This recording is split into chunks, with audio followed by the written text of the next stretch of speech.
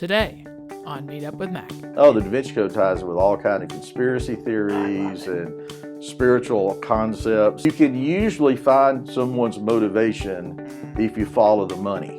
And later. What most people don't know is that the documentary that you may have seen is probably not the original documentary. So the documentary of The Secret on Netflix is not the original. And finally. You have some experience with cults. We had a Scientology, kind of like their security people who was assigned to us. And what are you most proud of, the way you've lived your life?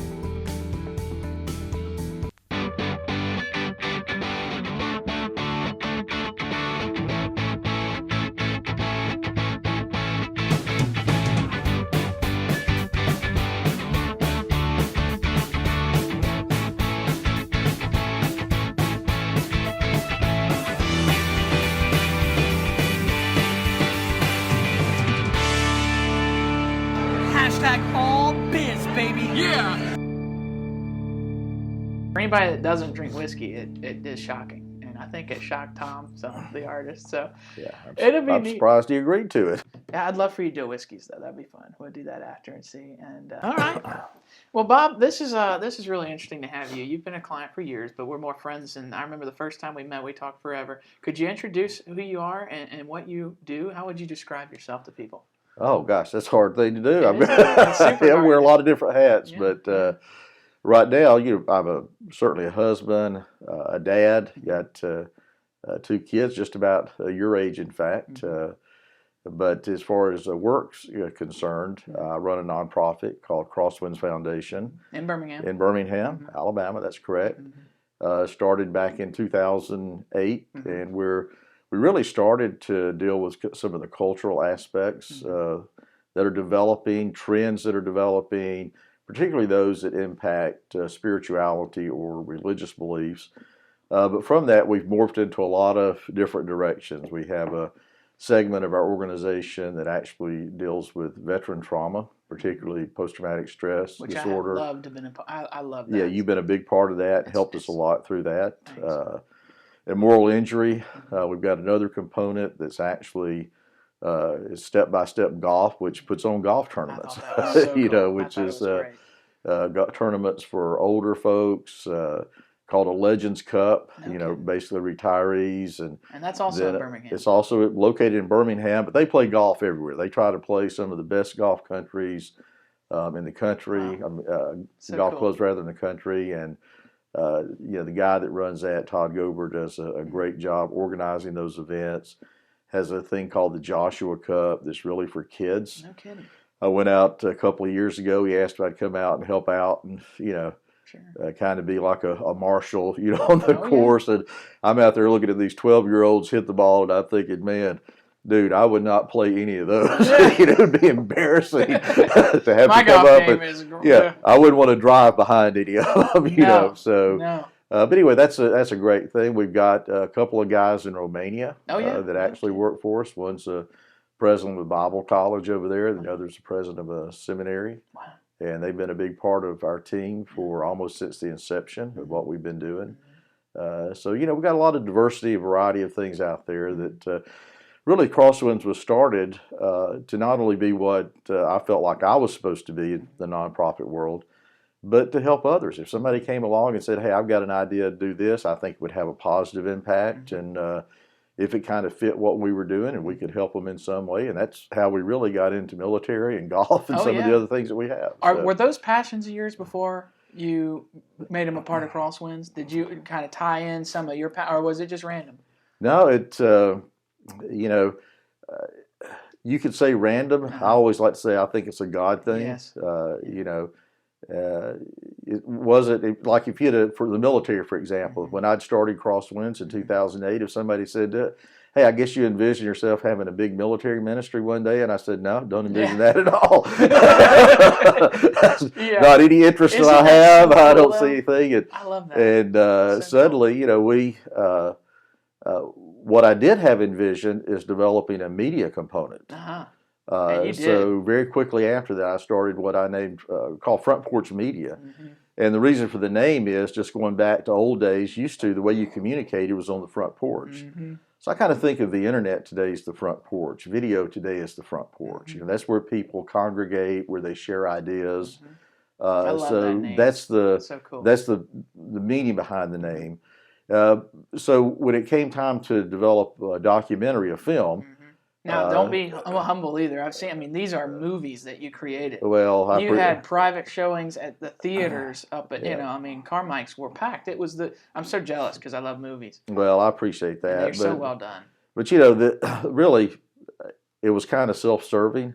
It wasn't that I had this deep love and understanding of how the military operates. I was simply trying to make a film that I thought would be of interest. And I wanted it to be of interest so people would buy it. Sure. And if they bought it, that produced income so I could make the other films that I really was passionate to make. Yep. So, what was your first documentary film that you made? First documentary that I made was the Da Vinci Code revealed. That was it? That was it. Okay, yep. Now that's fascinating to me right there. We're going to go... So tell me about that, and because the Da Vinci Code ties in with what else? There was a whole big thing about it. The Da Vinci Code ties in with all kind of conspiracy theories and spiritual concepts and ideas and where truth comes from and hiding truth and the church being this huge, basically a villain, really. It really is. It's that's covering everything up and controlling people by the big cover-up that it has. And there's a small component of people who really knew the real truth that they were trying to get out. What inspired you to do that? Were you fascinated by it personally? Well, actually, I read the Da Vinci Code, and I thought, what a great book. Yeah.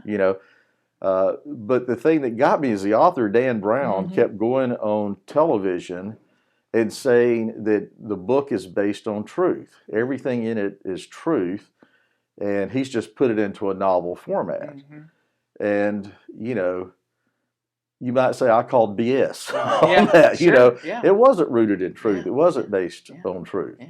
And so I just began to say, tear apart those ideas that he was saying was truth, the conspiracy theories, and looking at them and how they developed, where they came from. And so it's really just kind of showing that. And you put that in a movie format. Yeah, I'd written an article, several articles about it, in fact, and they were, fairly popular. And the Da Vinci Code was becoming increasingly popular, and a film was coming out based on the book as well, with Tom Hanks starring in it.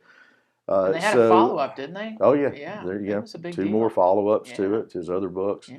What was it? Angels and Demons was the next, and Da Vinci Code. Yeah. Yeah, interesting. So, the documentary was really just to take the things we had talked about and lay them out. And what we did, though, is we went and interviewed, what you would think is, well, they'll just go get a bunch of, quote, Christians or church people and get them to tell it. Well, no, we went out and interviewed Wiccans, Muslims, New Agers, everybody across the board, and they all were saying no. They didn't agree with it either. Wow. So you had a whole group of those we would call, we'd be belligerent toward one another, but yet agree on what the Da Vinci Code was about. So as your article was more widely shared and your movie was seen, was there blowback? Was there controversy? Were there people that came at you? Oh, there's always controversy and blowback, and there's always people who say with a smile on your face, you're stupid, or you're. Did it come in the form of comments? You're prejudiced, or you're just trying to defend your own views, and really, what I look at the very basis is a search for the truth. That's it. We should pursue the truth. I have this cartoon that I found years ago that I really love. It's got 2 cavemen, and they're walking along, and they're holding a sign up as they walk, and they're come up to another area, and what they say is, the caption is, well, this is close enough. But what the sign says is TROOTH. So, it's not that people want to know the truth. That's if we just get close enough, That's it. Yeah, especially in today's. But close enough is not good enough. No. We should always pursue beyond getting close enough. Get as close as you can, but keep pursuing. The pursuit for truth is one of I think the fundamentals that we should base our lives on and our hope on. So where in the world did you get that from, Bob? that Have you always had the pursuit of truth? Has it always been interesting to you to take something that you think may not be truthful and try to prove it otherwise? You know, is it kind of fun? You know, I don't want it's not to be braggadocio, but just the way I've built, I've always been kind of a logical, you know, take a logical approach. Since you were little? Since I was little, just thinking things through, you know, and that doesn't mean I don't get deceived or I don't get fooled. Sure I do, you know, but all of us should be willing, I think, to examine even our deepest held beliefs in light of other information and make a determination not based on our feelings, but what do the facts substantiate? What do the facts say? So going back to the Da Vinci Code, that was a real big problem. And what year the was facts did not support what was coming, you know, out in the book, what Dan Brown was going and espousing. What Dan Brown was doing, and look, here's the truth. Okay, here's the truth. Okay. You can usually find someone's motivation if you follow the money. Okay. What'd you find out? Yeah, it's really about the money that it makes them. So if you write stuff that doesn't work and you find something that hits what's going on that people will buy into, and you see a lot of these successful books like that that are not just a novel, you know, as it should have been. And like I said, I enjoyed the book and I would recommend it as a novel. Read it as a novel. But what you'll find is that oftentimes you look at the trends in the culture and you can determine what will sell. That's what Coca-Cola does. It's what Budweiser does. You know, any good marketing company looks at trends and says, how can we get our product to meet that trend and sell more product? So authors do the same thing. They do that. And it's eerily similar to your story with The Secret, right? We've talked about The Secret, the movie on Netflix that everybody knows, The Law of Attraction. To me, when I watched that film, now this is just my opinion, it felt like somebody had taken the book Think and Grow Rich, which, you know, you've read, I'm sure, and just made a feature. Just refresh that content about desire and faith and desire and vibrations of your thoughts, and it'll attract the other, you know, and monetized it. Now, look, could be true, could be vibrations, could be attraction. For a period of time, I thought it was, you know, and who knows, maybe. But what did you find out about The Secret? Because you made a movie about it. Yeah. Rhonda Byrne, the author of The Secret, was actually a television producer in Australia. Okay. And her story is she fell into some dark times in her life, and she found her daughter gave her this book, and she read it, and that book opened her eyes, and she saw that it contained an ancient secret. You know, and you know that's kind of appealing anyway. Like you know, hey McKinnon, oh yeah, I'll tell you a secret. Come here, you know, we get drawn in by a secret. It's a wonderful title, you know, from a marketing standpoint. It's about the law of attraction, but if they'd have called it the law of attraction, I don't know. That's right. But the secret that sells. Sure.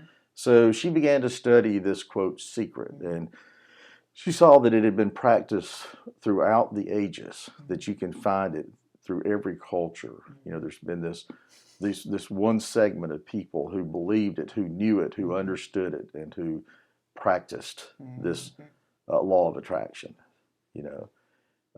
But when you begin to break it down, is actually more rooted in the new thought or metaphysical movement of the late 1800s and the early 1900s.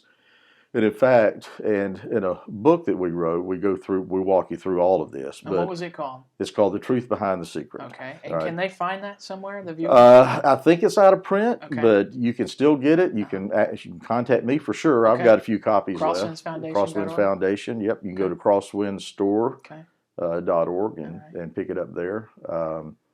But you know, when beginning to look into that, and you see that she's referencing all of these, you know, teachers that she had read and she had understood, and she had gained this from, and you know, you find when you look at those, there are folks like Napoleon Hill, you've referenced that, are talking about the science of getting rich. A guy named Waddles was one of the first ones, and a lot of these guys go back to some of his writings to get this. He never mentions the law of attraction. The first one that does is a guy by the name of Charles Haanel. Okay. But, you know, when you begin to look at those, and in fact, in the book, I do a little deal on if you've ever heard about, 6 degrees of Bacon, where you try to find out how closely you're connected to Kevin Bacon by, somebody that knows somebody that was in a movie with Kevin Bacon, and that would be 3 Bacons, that you're close to him. Well, in the book, I did a chapter called, 6 Degrees of Haanel. Interesting. And you try to get these guys back to the originator of the law of attraction, the first one to really use the term. Okay. And you'll find all these guys, Napoleon Hill, Right. Canfield, all the ones in The Secret, they go back to this guy, to this law of attraction. Interesting. And he was involved in the New Thought. Mm-hmm. Rhonda Byrne, in her book, before I tell you that, let me go back to the film. You mentioned the film, because it started out as a documentary. Mm-hmm. What most people don't know is that the documentary that you may have seen is probably not the original documentary. So the documentary of The Secret on Netflix is not the original copy. The original version was done with a couple named Paul and Esther Hicks. Uh-huh. And Esther Hicks was really the driving point of the film. Yeah. And much of what Byrne was putting into it came from Esther Hicks. And Esther Hicks is a woman who channeled this ancient group of people, she says. It's not even one person. In channeling, you typically... You mean like a medium? Yeah, a person says that they're taken over at times by some ancient person, and they'll have a name, and they always channel that person. Sure. And they give you wisdom from this ancient being. Hicks channeled an entity called Abraham. Mm-hmm. And Abraham was comprised of several entities. Interesting. So she would channel this, and actually Byrne was on a cruise. She would do cruises where people would buy to go on the ship and hear her teachings. And, she would do seminars, and they would hear Abraham. And so you have Abraham in the original Truth Behind the Secret. Mm-hmm. And the deal was that the Hicks would get 10% of all the sales. That was it. And then Byrne comes along, and she says, we're redoing all of this thing, and I'm cutting you out. Mm-hmm. You're not going to get this 10%. Mm-hmm. And so the Hicks, of course, didn't like that. Mm-hmm. Jack Canfield actually came in to mediate to try to to try to get them to come back together, and nothing could be resolved. And the Hicks said, we just don't want to put negative energy out, so we're not going to sue you or do anything. We're just going to go on our way. No kidding. And we'll keep doing our own thing. Wow. But you can't use us in the film. Uh-huh. Byrne. So Byrne goes back and reshoots all of the Hicks part using other people to say what they were saying or communicate that message. So they revised the entire film. So the entire film is revised. Well, I won't say the entire, just the parts that Esther Hicks was in. The other parts where you had people that weren't her, were the same. They're still in there. So it's just filling in the gaps with new people. Mm-hmm. So I might call you up and say, McKinnon, look, I'm mad at this guy, and I'm cutting him out of my film. I just want you to say what he says, okay? Or get that general idea out as you being the expert who's doing it. Right. So they reshoot it, and that's the secret film. Wow. That Oprah saw. That Oprah saw and made so popular. Gangbusters. Oprah saw the film. She was fascinated. She had Rhonda Byrne on. Right. Oprah said she went out and bought 30 copies the night she saw it. Oh, my goodness. So, and a week later, she had another show about The Secret. It's the only time that Oprah's returned to something so quickly. Uh-huh. And again, it's because the viewership was so high. Interesting. So with the film, then she was approached by a publisher to make a book, to turn the film into a book. Wow. Which she did, and that book displaced the last of the Harry Potter books on the bestseller list. That's how popular it was. The Secret. Yeah, The Secret did. Wow. And you have a tape that was the original. If you go to YouTube and you search Oprah, The Secret, or what do you search to find? You can just search for Oprah on there or go and look at videos that we have. All right. Yeah, and this is a video. It is your copy that has millions of views online.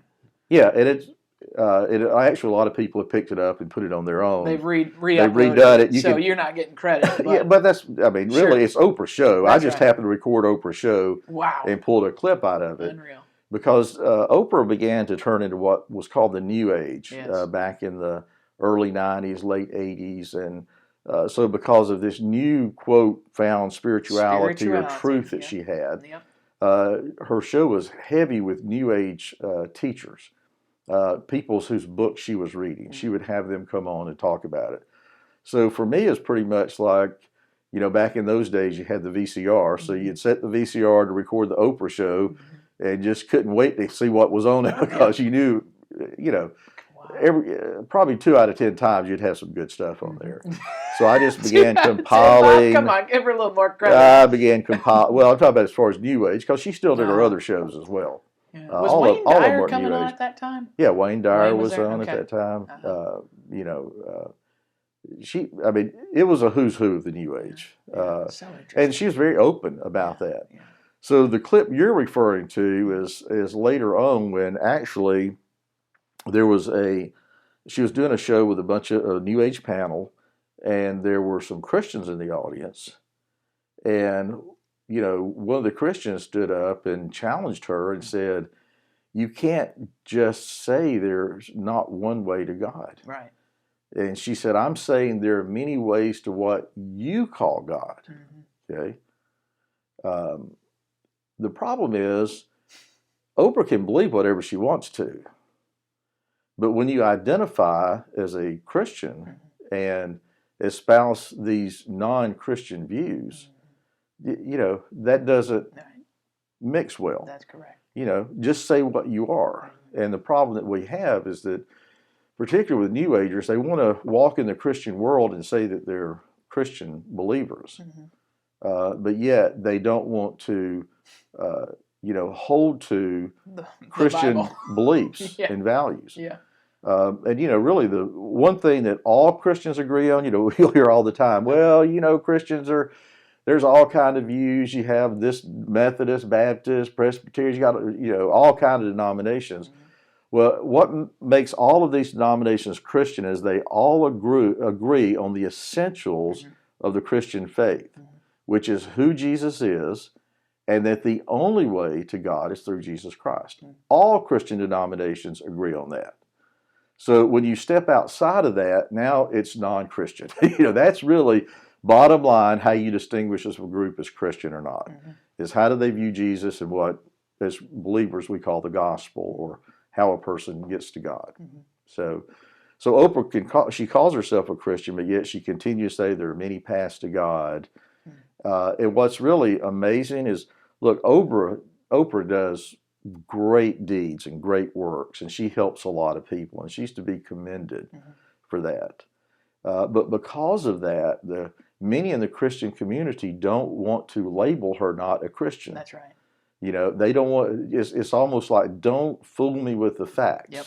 You know, what? She says she's a Christian, so therefore she's a Christian. That's all it takes. Let's see if you agree with this. Her viewership and everything, her magazine, everything has declined. I mean, it's, you know, bottoming out. And it has for the last, I don't know, 5 to 10 years, I think. What do you think? Do you think they saw through it? Do you think the viewers saw through it? Do you think they started feeling like there was some hypocrisy or things that didn't line up? Or what do you attribute to her decline? Yeah, I don't think Oprah has a huge decline. She still has that name recognition, that Q factor, I think they call it. Okay, you know, sure. That she's built up over the years. But when she took herself off TV, when she quit her show, I think there's a natural decline that comes with that. I think so too. But she came back and started an online training class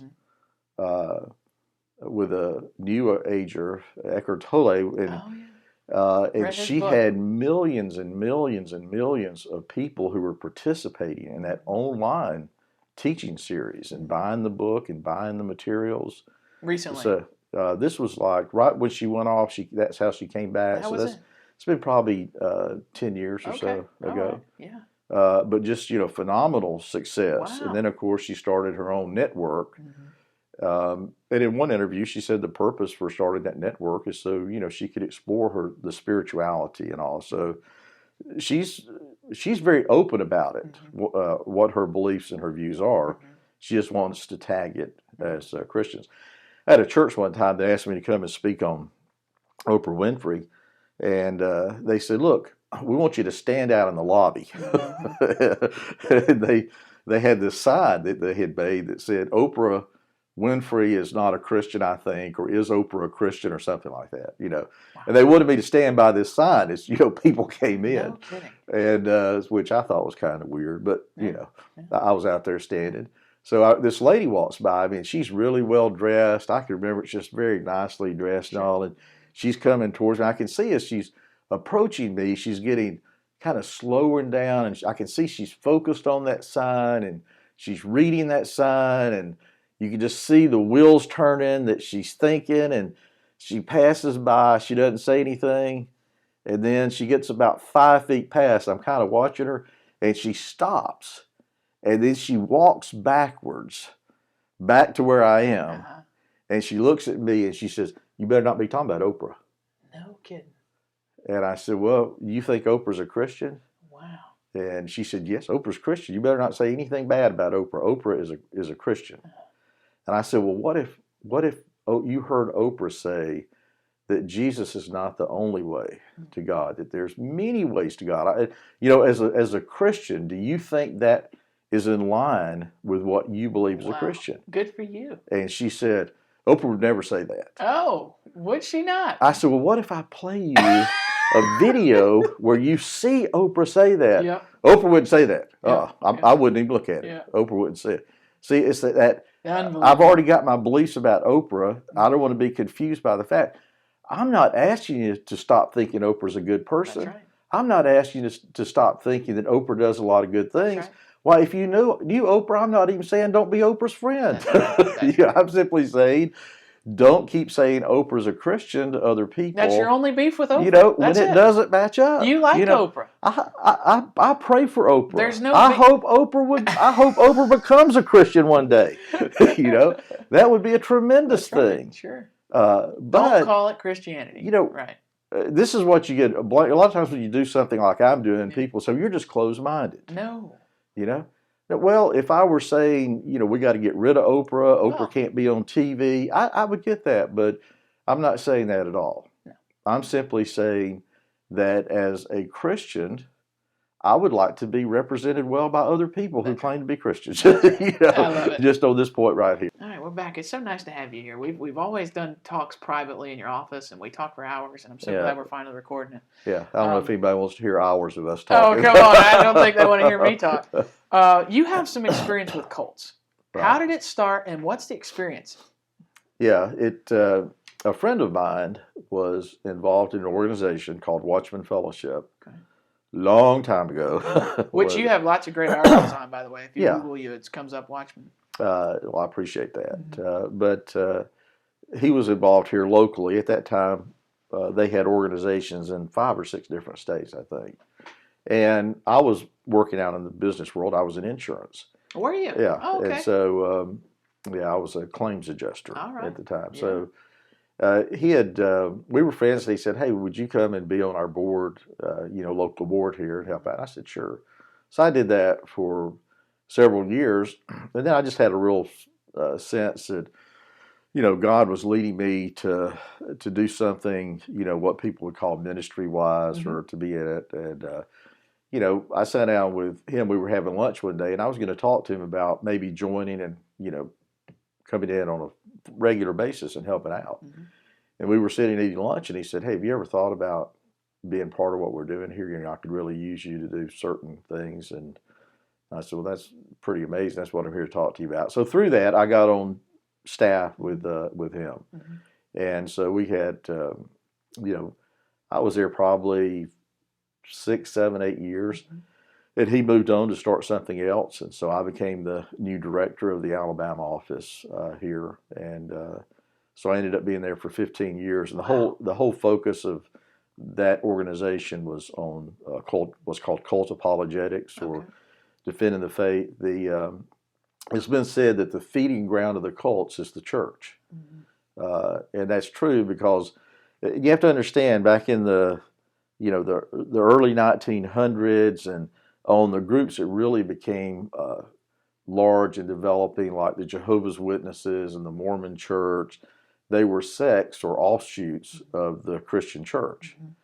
So their recruiting ground was really the Protestant and Catholic Church, because you didn't have to convince people there was a God or that God was doing certain things, because they already were predisposed to believe those things because of being raised or part of the church.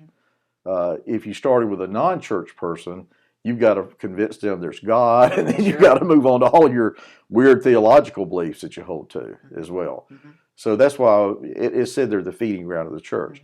So the mission of Watchman Fellowship was kind of twofold. One was to go in and you might say, in this age of talking about vaccination, to vaccinate the church against the cults, to go in and say, look, here's what the Mormon Church really believes. Here's what the Jehovah's Witnesses really believe. Here's what this church really believes.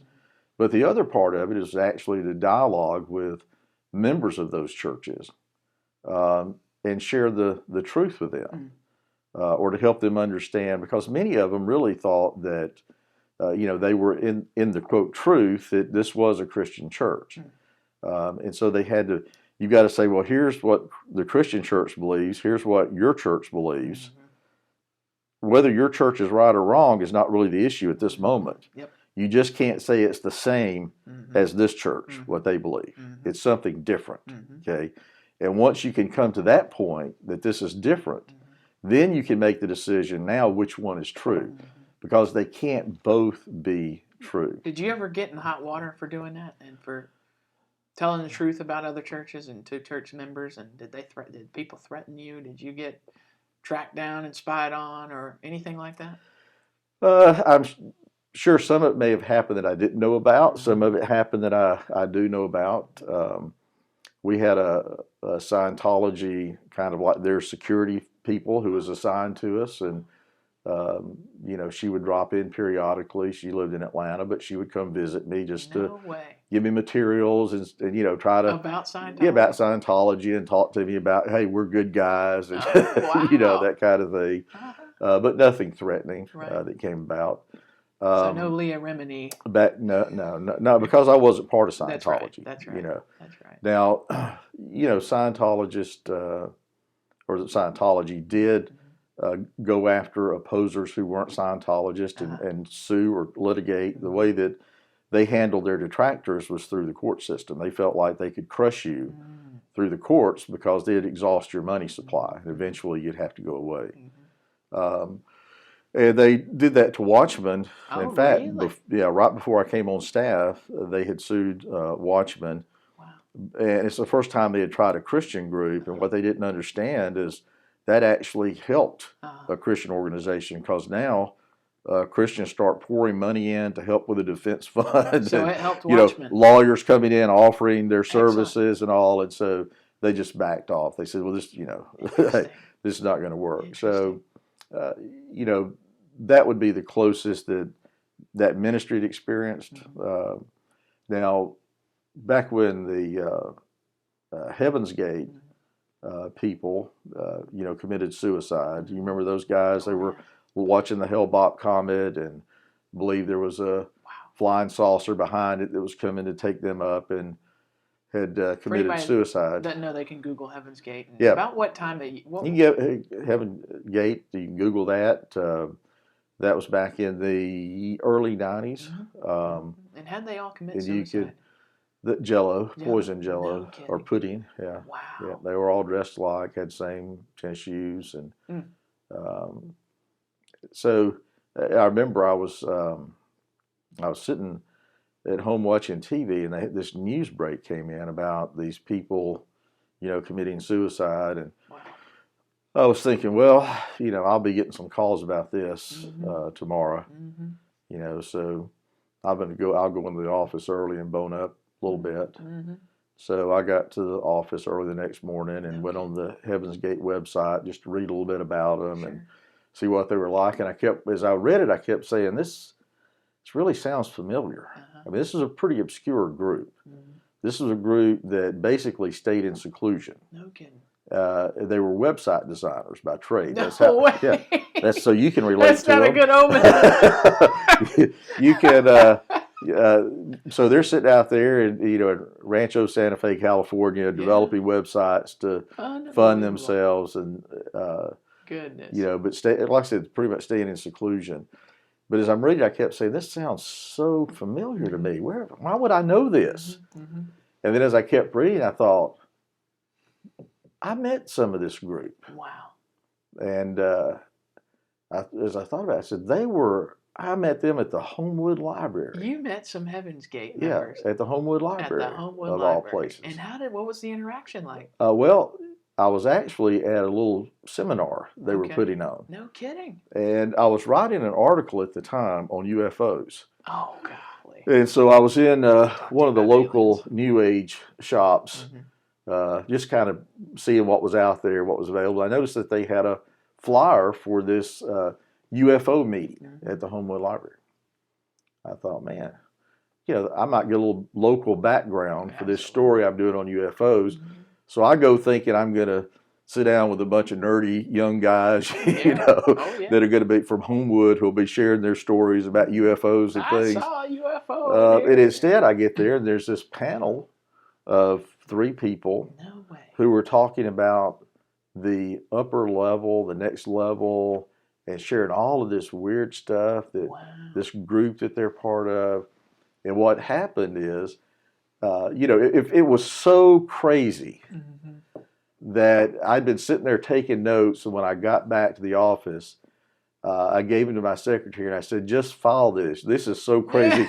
Nobody will ever believe this." Oh, wow. Was that their way of recruiting? They were out on a recruiting trip. That's it. That's what it was. This was they had come up that one time. They hadn't been back since and made this recruiting trip. Wow. So, I mean, I didn't even remember what we filed it under. What was their name? But you did remember that experience after. I remember that after reading the website. Wow. So we eventually found the notes, and I said, "Look, just fax these out." We faxed at that time. Sure. We didn't email. I said, "Fax these out to other groups like ours, because I know they're going to be getting phone calls, and this will give them a little bit of background. They'll at least have some information." Well, about an hour later, I get a phone call, and this guy says, "Mr. Waldrep, this is so-and-so. I'm with Peter Jennings, and we'd like to interview you tonight." Now Peter Jennings used to be the ABC News guy, for those that don't remember. Big deal. And I said, "Yeah, sure, right." And this is ABC National I said, "So who is this, really?" And he said, "No, really, this is so-and-so with ABC World News Tonight. Wow. Peter would like to interview you on tonight's show." Sure. I said, "Okay, which one of my crazy friends is this?" And it took him about 4 times before I finally said, "Yeah, well, maybe you are, do that." Wow. You never hung up on him. You stayed on the phone. I didn't. I was convinced it was one of my buddies that was doing it. So, so anyway, what it was is that nobody had really ever met with them that was in the field I'm in. So because of that, I started getting calls all over. From national Brian outlets, Williams, MSNBC, CNN, Time, all kind of folks were calling to get interviews. You were in a unique position, and they wanted to talk to you about it. The one I remember most, I was home one morning, like 6 o'clock, the phone rings. No kidding. And somebody says, "Hey, is this Bob Waldrep who met with the Heaven's Gate group?" And I said, "Yeah." And I heard him say, "Hey, I got him on the phone." And it was some radio station over in Atlanta that was doing it. So kind of funny things that happened. Yeah. But I want to tie this back to your original question. That's the background. Sure. That because of that, I also got some calls about other UFO groups that were out. So I got a phone call from a lady in Macon, and they had an African-American UFO cult down there. Wow. And this group had come in and literally taken over a small town through the voting system. They had run their people, and they had built these pyramids, with walls around them, and you know, Do you and remember the name? What was this group called? Do you remember? I don't remember the name. It was Yeah. it was I'll have to remember. AMOM. I'm trying to remember what it stands for, but Built they're no pyramid. longer on the scene. Their leader was eventually arrested No and kidding. put in prison. Wow. But they were a fraternal organization. Okay. Okay. And so shortly after it, and she interviewed me, and I didn't even know enough about the group to say anything about the group. Right. I spoke basically generally about UFO cults. Sure. And suddenly I started getting phone calls from all over the country. Oh, no kidding. And they were black fraternities. No kidding. That were saying, hey, we know that you're against fraternities. Wow. And I'm thinking, I'm not against fraternities. Where'd that go? And what it is the group had put out a kind of a fact sheet on me. I eventually saw one, and it says, told people to call me, organizations to call me, to harass me. No way. And, because I'm opposed to fraternal organizations because they're a fraternal organization. And so eventually, this group even had a bookstore here in Birmingham. I'd have to go back and look and find out. It's been so long ago. Sure. It's long been shut down, but they had bookstores. And so I was getting so many of those calls, I just said, you know what? Every time one of them would call, I'd share the gospel with them. Mm-hmm. I'd just say, hey, let me tell you about Jesus Christ while I've got you on the phone. Mm-hmm. And then the calls quit after that. But about 3 years later, I got a call from a private detective. And he said, I'm researching this guy, this leader, looking into him. I've been hired by a family member. Wow. And I've come across your name that you were on a hit list.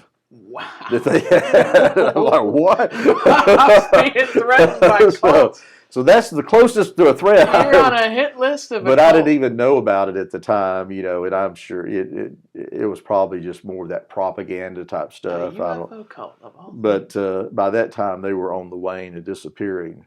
But How does you that never feel? Put that on your resume. Yeah, you never know about those kind of things. But I have found if you approach this rationally with other people, Oh yeah. and it's not an emotional, argumentative, but you can just simply keep saying, look, let's talk about the facts. I found many of those groups, many of the people in those groups, that you can have a dialogue with them. I've got a number of Muslims here in town that I've met with for over the years, and we've had great meetings. We've kept them even keel. We just share here the things that we believe. It's not about being attacking or critical, but it's simply about this is a search for the truth. Interesting. Who is Jesus? Who is God? What is the way to know God? The three basic questions of life are: where did I come from? Why am I here? Where am I going? Those are the questions that every religion answers. Every spirituality answers. They pose those questions and they present whatever their answer is. They're important questions. Well, only one of those can be true. The New Agers are particular. They love to say, well, there is no absolute truth. You have your truth. I have. Does that strike you as convenient, an argument? Well, convenient? You have your truth. I have my truth. There is no absolute truth. To which I say, are you absolutely sure? Yeah. Because that's an absolute truth claim. If you say there is no absolute truth, what have you just made? That's correct. You've made an absolute truth. Should I believe you when you say that? That's right. Because if there's no absolute truth, then that's not true. But if that's not true, then it is true. And what? So you are one of the great thinkers that I have met, and you have a deep understanding of conversations, and particularly when it comes to debate and using logic. Did you ever find yourself interested in doing debate with others on a big scale? My mother might say I debated everybody. Right. But no, I haven't really been, and I don't really view it. Maybe it is debate, but I really think it's a matter of, in my younger days, I think I had more of a desire to crush. I'll just, but really, as you get older, you realize, no, it's the dialogue is what's important. Interesting. Keeping the dialogue going. Can you do that? Sure. And you may walk away not agreeing, and that's okay. Yeah. But you've at least exposed one another to your own views, and I can understand that better. Yeah. Everybody's got a story to tell. Yeah. Too often, we just don't want to hear what their story is. So I always tell people, give the other person a chance to tell their story. And when you do that, you win the right to share your own. But if you just want to, press yours upon them, don't get upset if they don't want to listen. That hits home. That's such a great statement. Let them have a chance to share what they believe. Oh. Now, that's not going to win you friends and enemies necessarily, because there'll always be detractors or people, again, who said you're a knucklehead, you're closed-minded, you're a bigot, you're prejudiced. But I'm sure they've said that of believers throughout the century. So I love that statement, and it's something I'm passionate about. Okay, let's take a break, and then when we get back, I want to ask you about some of the great moments of your life. All right. Hey, Bob, I got a few fun questions. All right. Highlights of your life. Any great moments that stick out to you that you're most proud of, or interactions you've had that are a part of who you are today? Oh, gosh. I'd have to say great moments. Yeah. Are getting married. Oh, yeah. Excellent. You got to say those first. Got to first. put that one in there right at the top of the list. How many years married? And then having kids. Yeah. Never ask a guy how long he's been married. Okay. All right. Take note. I can tell you the answer. I'm not. But All never right. ask that Future question podcast, to a guy. I won't ever ask that question. That's again. right. Noted. Because they had to start stomping their foot and figuring out, so, okay, let's see, I was married in 19. That's a lose-lose. I was married in 1983. It's about 2013, so about 38 years. Yeah. Okay, all right, about 38 years. Yeah. So, man. But then having kids. Yeah. How many kids do you have now? Have two sons. 2 sons. Yeah. And they're grown. They're grown, both in their That's fun. 20s, out working. A great moment there is just can't help but reflect on it that, we had a very, very, very, very, very slim chance of even having kids. No kidding. Yeah. And that taught you a lot. Oh, it did. In fact, we had decided we wouldn't have kids. Wow. And, we had resigned ourselves to that and dealt with it. And, it said, the Lord will give us other kids we can raise, like spiritual kids, Sure. Folks that we're given a chance to train and disciple, and then ended up having two sons. And, wow. I was 40 years old 40 years when old. my first was born right after that. So. 39. Yeah.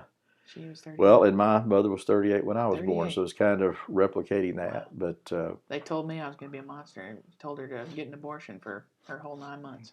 yeah, She said, I'm not going to do it. And I came out. I was like, hey, I'm glad she did. Pretty dang yeah, cool. That's right. That's no, right. But that is the toughest thing you can go through, Bob. I'm sure that sticks with you. It does. It was, it was. That's a unique. It was tough, and especially it's hard on the wife, who wants to have kids. But, God is faithful, so that was certainly That's so cool. a key moment. I was the second in my family, my brother being the first to go to college and get a degree, right? and that was a big deal. Wow. My parents were, raised picking cotton as a kid over in the backwoods of North Georgia. What part? Back in Gainesville, Georgia, above Atlanta. We were from Conyers. Yeah. So, and, my mother quit school in 6th grade to work. Wow. My dad in the 10th. So it was that was a really significant thing for us to be able to do that. So I then know you're proud of that. That's great. I am. But of course, really the most important moment is that, while I was in college, I came to a point in my life that I realized there was something more out there that was needed, and came to know Christ. Jesus is my Lord and Savior, and that was as a turning point and pivotal to everything else that happened in life that preceded marriage, kids, everything else. So, that was a significant moment, and has brought me to where I am today as well. How many years were you in the business world before you felt called to join ministry?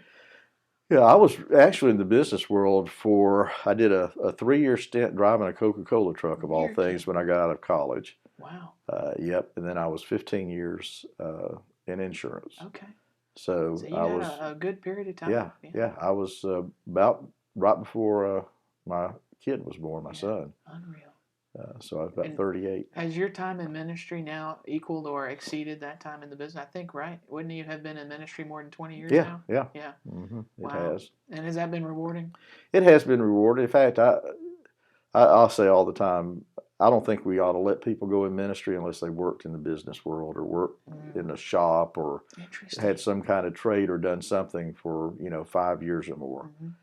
Because you need to learn what life is like for other people as well. I think too often, this is not a knock on people in ministry, but I just think too often they go into college, to seminary, to working in a church, and they can't really relate to what it's like for someone who's out there, digging the ditch or working in the office, whatever extreme that they're in. So I'm really grateful that I had that. I think it's really helped to shape and form how I approach what I do in ministry as well. Interesting. Great books of your lifetime that you've read that you could offer people. Any great books? The Bible's the first. Sure.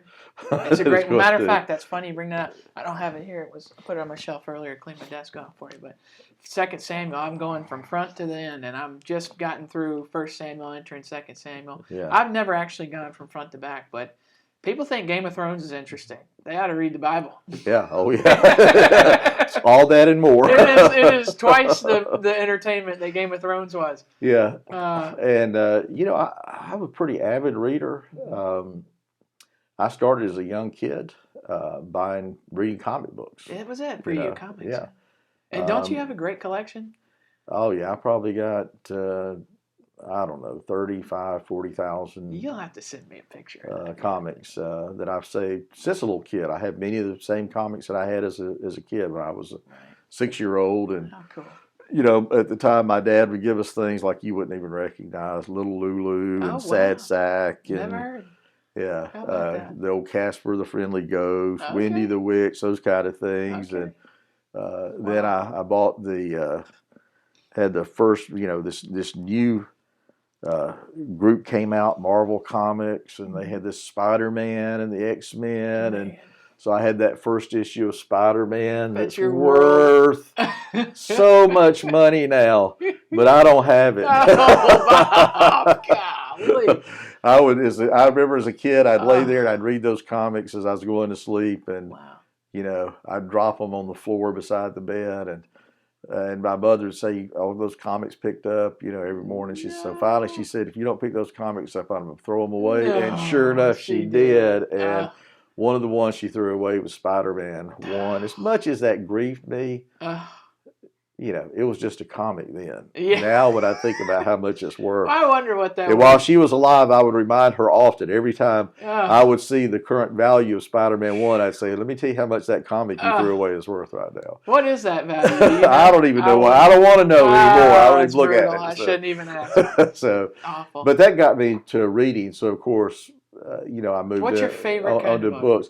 And I love to read fantasy. Fantasy? Yeah. And what's the greatest science fiction? Science fiction. I was an early reader of The Hobbit. Oh, yeah. And Tolkien. That was, early ones. Right. And, Dune is making a resurgence. I just finished Dune. Funny I read Dune back when I was probably 15 or 16. And so, this is I read books like that and read Dune and reread and was constantly buying, at the time, paperback fantasy books. Wow.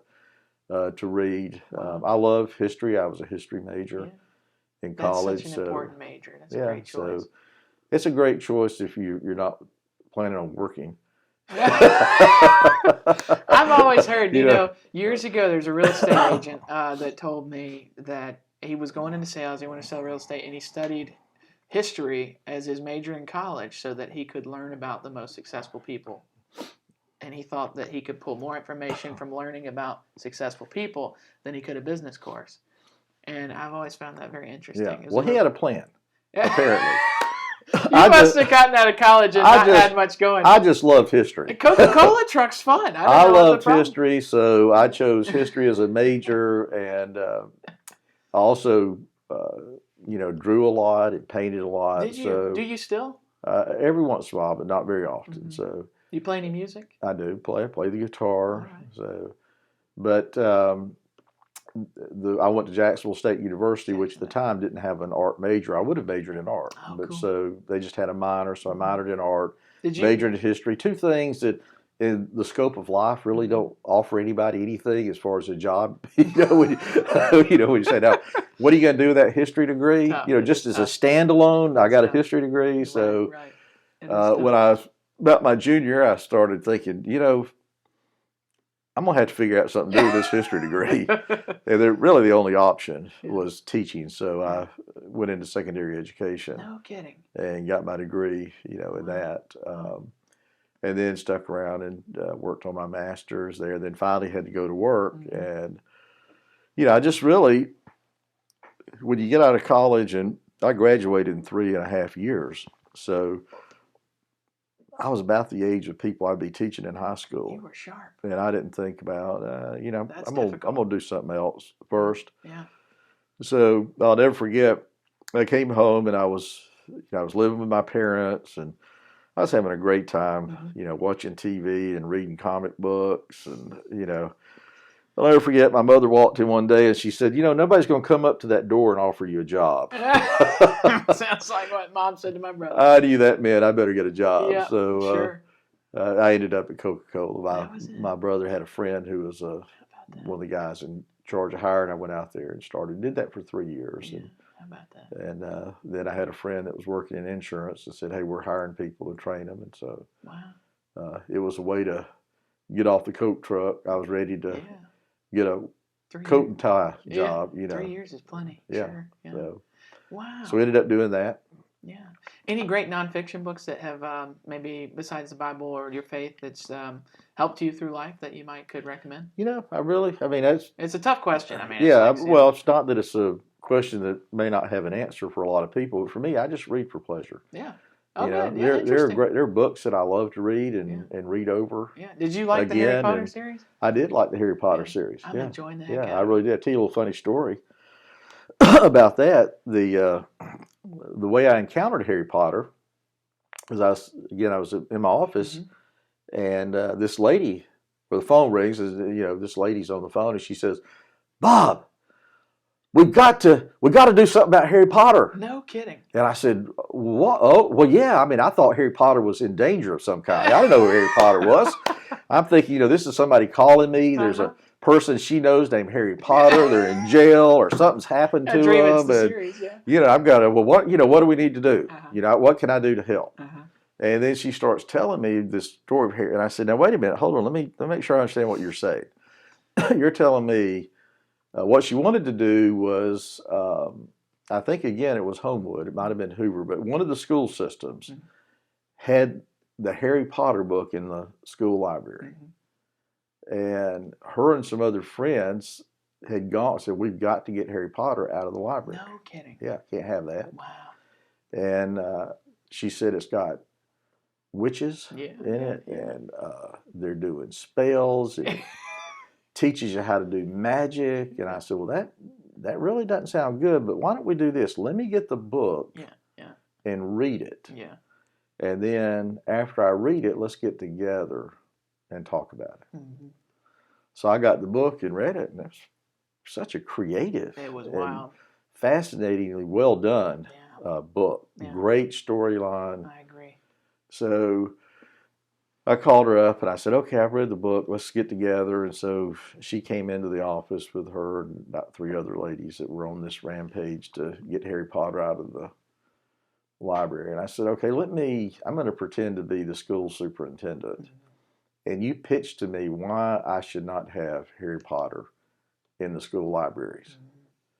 And they said, okay. So they start going through and they're telling me about the witches that are in it, and it's teaching you how to do spells, and they have magic books in it, and it's just wrong. It's just wrong. And so I let them tell their whole spiel. I said, okay, now make sure I understand what you're saying. So you believe that there's really a Hogwarts that people can go to and learn magic, and that the books that are named are real books that you can go buy. Well, yeah. I say, and so you want me to get this book out because it has witches in it? Crazy. And they said, yes. And I said, and I suppose you also want me to remove Grimm's fairy tales from the library, right? And I'm guessing that you want the Chronicles of Narnia removed because of the witch that's in there, because we need to get all the books with witches out. Well, no, just you just want Harry Potter out. All the other books with witches are okay to stay. And I said, now, can you see how that's going to sound when you present that Love to the way your brain works. the principal? Yeah. I said, instead, if this is a problem, let's use it as a talking point. Oh, yeah. You see, one of the great things about culture is it offers us so many opportunities to take the things that are in culture and contrast them with the truth. My kids will always say things like, yeah, my dad let us watch everything as far as, these movies that have Hinduism and stuff. And we'd be sitting there watching it and he would say, okay, now tell me what parts of this were Hinduism and what parts were Buddhism. And, I used them as training. Oh, yeah. This is how you recognize this. Yeah. And let's see, how is that opposed to our beliefs as a Christian faith? Yeah. Well, it's just how we should live life, I think. I think so. It's not going to go away. If we go out and say we're going to burn the books or ban the books, that's just going to make people want to read them all the more. That's the way it would affect me. If you told me I'm getting rid of all these books, I'd think I need to read those books. What's going on? That's what they not want me to know. Yeah. Yeah. So. Well, that's a great way to be, I feel, in business and life. And communicating with people, and I think you excel at that. I think it's a talent. Well, I appreciate that, but it's just, again, it's not that I don't think I'm adjusting my life or changing my life based on a book of fiction or even history that I've read. But I enjoy reading them. Oh, yeah. I enjoy the heck out of it. It's a lot of fun to read it. And, me too. And then to see the movies it's made from. I like that Which as well. I always find they're a little less satisfying. Yeah. Do you enjoy the books more? I enjoy the books more. The movies are good. My kids, again, I'll tell you, I never like the first superhero movie that comes out because the first hour is the backstory, and I already know the backstory. I don't want to hear that. Let me see the action. Just tell him he got bit by a spider and move on. We don't need everything. Wow. So. Well, let's take one more break, and then we'll come back with some fun questions, and we'll be done. All right, sounds good. Much great stuff with this that's come out of this today, so thanks for being on.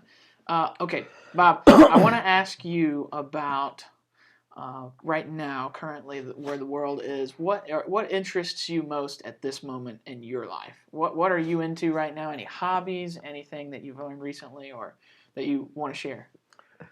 Well, that's really a tough question to answer for this reason. Everything's been shut down for a year. How has that impacted your life? It's got a pretty big impact, like so many people. We're staying at home. My wife works at home. Okay. Initially, I worked at home. I'm going into the office a couple of days a week now, getting out a little bit more. But, I think it takes a drain on everybody. I'm a social person. I like to be out, be around folks, and not have been able to do that for a while. Certainly has an effect on you. I read that church pastors were committing suicide at an alarming rate. Oh, well, I'm not surprised to hear that. But so a lot of things you had on plan, like we had some big events planned for this year. We had to shut some down last year that we had planned. So hopefully we'll get to do some of the stuff that we're doing. As so much of the world, we had to learn how to function online instead of actually doing in-person meetings. So to say what are my hobbies and all right now? You doing some writing? I'm doing a lot of writing, and then I'm doing a lot of, like everybody else, binging Netflix and Cobra Kai. Oh, you're into Cobra Kai. Yeah, Cobra Kai and every things like that. Bought some puzzles that we can start putting together, things that you can kind of do to do something different. What's your writing process? Well, go ahead. We built a deck on the back of the house.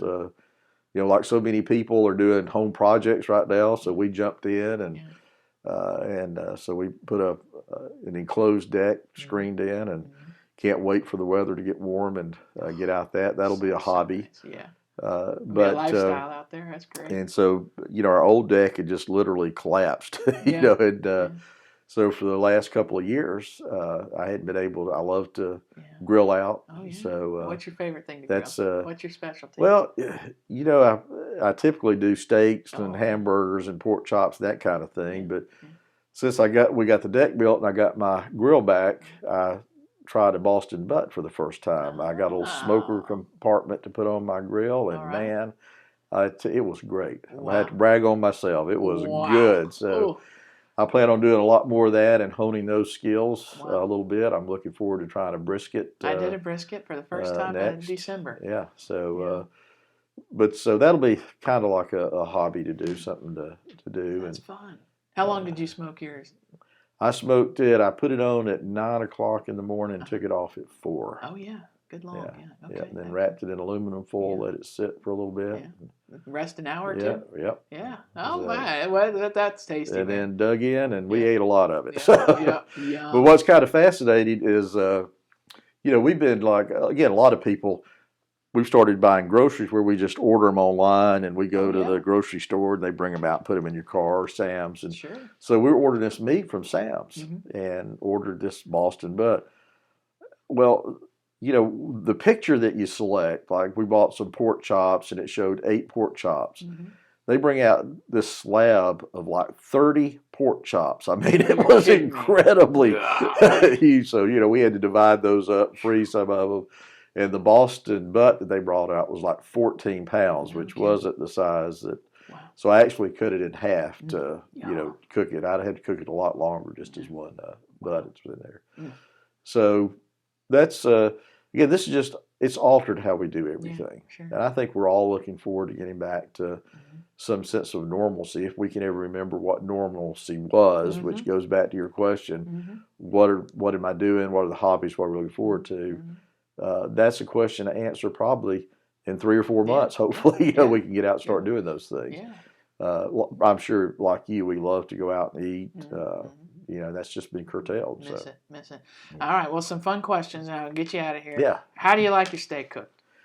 Well, I like it a tad pink or a little under pink. So, okay. Yep. Okay. What kind of seasoning do you use on your steaks? I actually do my own little thing with them, and I can't give you all the secrets to it, but I actually start with Italian dressing, and I pour it out in there, and then I put some other seasoning in it, put the steak in there. You're gonna have to cook. Let it sit overnight. No kidding. And I don't do a rub.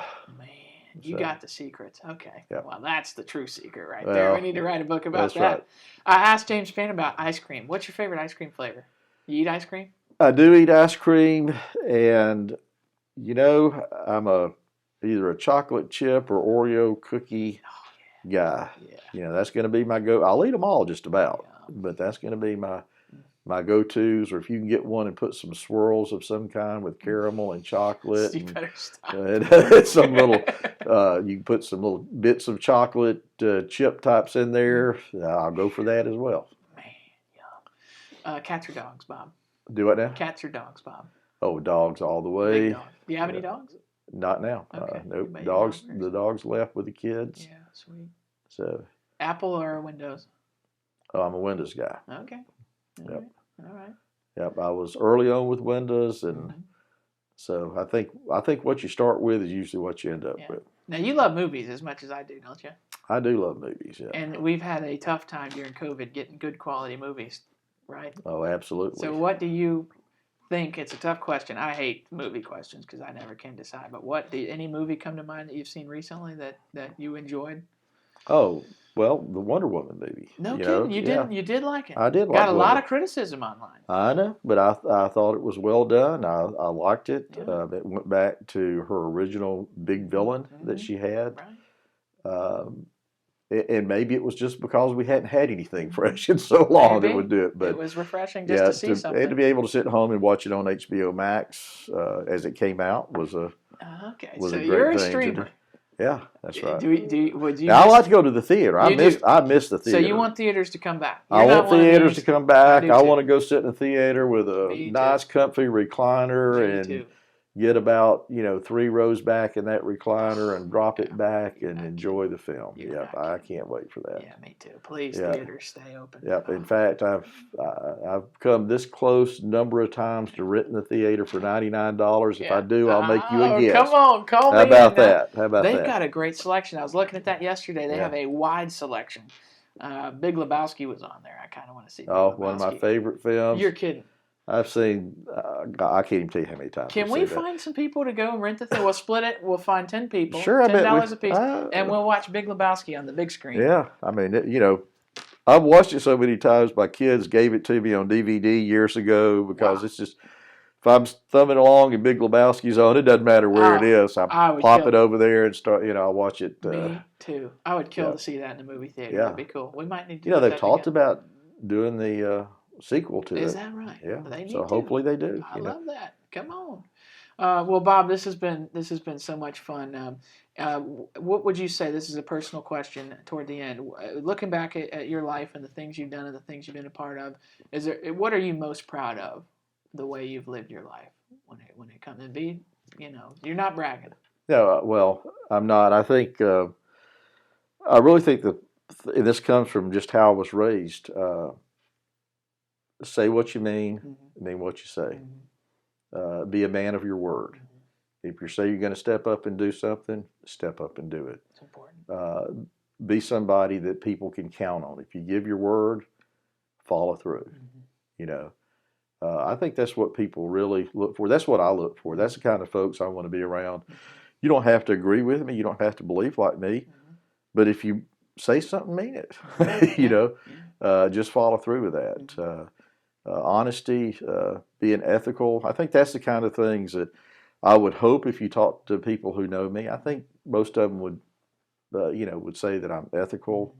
They're not going to say I'm perfect. They may not even like me, but I think a lot of them will say that I was fair. And that's, I think, what we should strive for, to live our life in such a way that folks know what we believe. And it's not just talk. That when you say something, they know, hey, that's where he's really coming from. Well, thank you, Bob, for being on here. I'll end it with how personally, a story with me, how you've impacted my life, in particular, faith. Yeah. You came at a time for me that was pivotal, and your faith and just the way you live your life. You didn't push it on me or anything. Just your actions did make an impression on me, and I know that you've done that with so many other people. And that's, I think, what I find most interesting and am most grateful about when it comes to our relationship. And I'm so glad that you're one of my first guests. So thank you. Well, that means a lot to me, and I was glad to spend this time with you. And we ought to do it again. Love to. Catch you next time in the theater watching Big Lebowski. Huh? I'm going to be there with you. All right. Thank you. Bob Waldrep, everybody. CrosswindsFoundation.org. All right. Come on now. Appreciate it. That was great. Thank you so much.